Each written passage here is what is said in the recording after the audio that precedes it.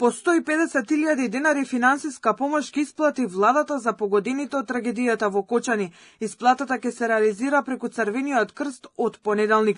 Службата за општи и заеднички работи и останатите институции се организираат и за целата неопходна логистика за сместување и транспорт на настраданите и нивните семејства.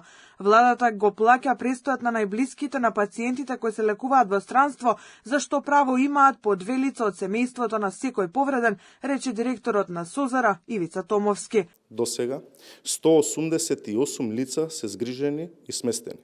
Свесни сме дека оваа трагедија носи неочекувани финансиски тешкоти.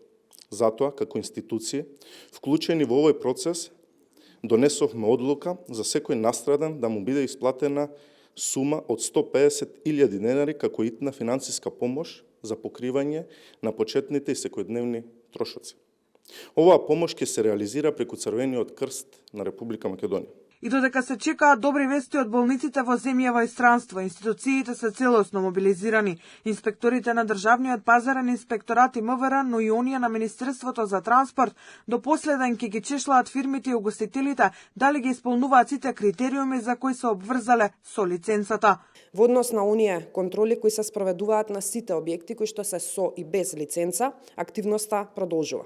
Сакам да информирам јавноста и за преземените активности од страна на Министерството за транспорт, каде и досега направените контроли утврдија голем број на лиценци кои што со решение ќе бидат одземени, и тоа кај околу 100 од нив. Затоа што е утврдено дека по издавањето на лиценците, правните лица престанале да ги исполнуваат законските услови врз основа на кои што претходно им била дадена оваа лиценца. Владата се очекува до утре да има нов пресек од вонредните инспекцијски контроли со детални информации колку од фирмите и угостителите ги почитуваат условите од лиценците.